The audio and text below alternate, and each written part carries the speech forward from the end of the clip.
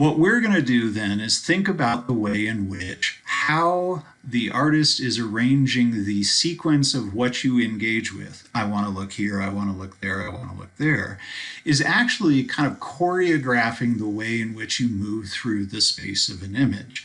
On a two-dimensional surface, we're going to create a visual hierarchy, and there are going to be things that we look at first, and then our eye goes here, and then our eye goes there. And so you're kind of manipulating your viewer. You're getting them to look at things in sequence. Our example for that is this image by Raphael, the Madonna of the Meadow, where the focal point is Mary. She's huge, she's red, she's the only strong color in the top third of the image. She's got a face that's more pointed towards us. She's also just lovely. And so we're going to definitely notice the large red person. But she is, much like the Raft of the Medusa image that we just saw, a slightly unsatisfying focal point because we don't want to just stay with her in the same way that we did with the guy in the white shirt in Goya's 3rd of May, 1808. Why do we not want to just stay with her? Because she's looking at something. And so we have a psychic line, or what is sometimes called an implied line. Basically, you want to follow her gaze. So we look at her. She definitely gets us to pay attention. She's the thing we first engage with, but almost immediately we're going to slide down to see what she's looking at. And what she's looking at is John the Baptist. And yes, we're back to that guy, John the Baptist, who acts as a herald to Christ, both in the biblical narrative and in this painting, because we again look at this guy and he has an interesting accent, but he is also looking somewhere else. And so we're going to follow his gaze and get over to Jesus, which is where ultimately we are supposed to be. In Catholic imagery, the Pope is hoping that you're going to get to Jesus and stay there. And that's actually kind of how this image works. We come in through Mary, we then encounter John the Baptist, and then we move to Christ. And once we're at Jesus, you can sort of see the unity of the kind of continuation line that we get with her arms and his arms, and we stay right there. He is looking somewhere else, but he's looking back at John the Baptist, and we've already been there and done that, and we don't care anymore. So we're over here, and we're going to stay with Jesus just like the Pope wants. What we get then is a clear visual hierarchy. I go 1, 2, 3. Eventually, I might start looking at other things in the image. Ooh, castles. But generally speaking, we can say that our eye rests when we get to Jesus, which is, again, kind of the content of the piece. What we have then is we're doing the Raft of the Medusa thing, where we're using a strong focal point to get you to engage, but the most important thing in the image actually isn't the focal point, and therefore we're going to redirect you. In this case, ultimately, we wind up at Jesus.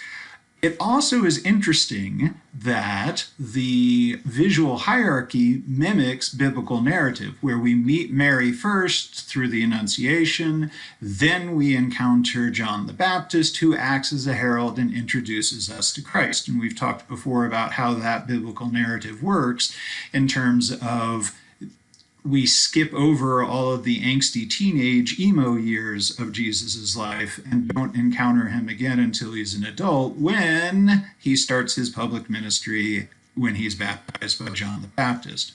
What we're going to get then is the way in which an artist can lead you through a composition as a way to engage with what the meaning is. And we can see that happen even in non-objective, or in this case, abstract work as well.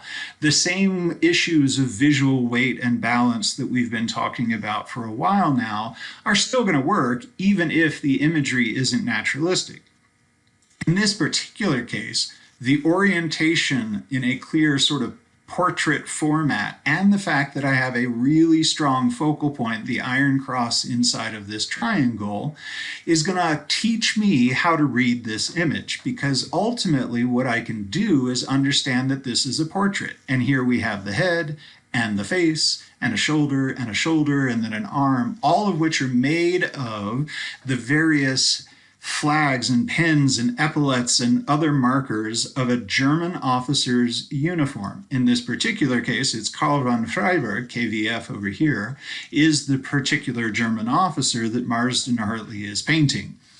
Marsden Hartley falls in love with Karl von Freiberg, who is then called up and sent off and dies in World War I. And what he has is a broken heart, and he wants to commemorate that. But even in Berlin, which was cosmopolitan at the time, you can't just say, I miss my dead gay lover in your paintings, and so we're going to hide it, and we're going to do it abstractly. And yet, the visual hierarchy of I look here and then I engage with the rest of the image, so I look them in the eye and then I see the rest of the uniform, and the way in which that format follows the format of a standard portrait teaches me as a viewer what it is that I'm looking at.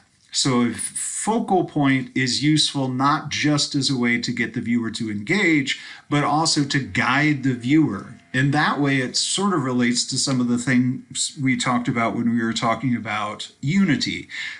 The idea of a continuation line, something that leads you from one element to another. All right, before we leave a discussion of emphasis and focal points, we do need to talk about the fact that sometimes artists create images that don't have a really strong focal point. This is a video projection by Jennifer Steinkamp, and there is a clip of this installation that you can watch so you can sort of see what it is. And though there is movement and there might be things that attract your attention a little bit more, there isn't that one dominant focal point like we would have in, say, the 3rd of May or even in Madonna of the Meadow. What we have then is this kind of overall immersive, active, engaged installation. And yet, I actually had a student who was smarter than me who pointed out a couple of years ago that while I was using this video installation as an example of an artwork that doesn't have a clear focal point, it's more of following the kind of rules of crystallographic balance that we talked about a couple of weeks ago, there actually is a focal point, which is that this video installation is one where you, when you are engaged with it and looking at it, you break the beam. And so your shadow becomes a focal point, which in a way makes me even more aware of the fact that I am in an immersive video art installation. And so I still think it kind of is interesting to talk about, and I'm going to keep using it as my example of not having a focal point, even though, yes, actually it does have a focal point, but the focal point isn't the artwork, it's my interruption of the artwork, which is kind of cool. All right, our last little video is going to be the assignment and what I'm asking you to do, so we'll pick it up with that one.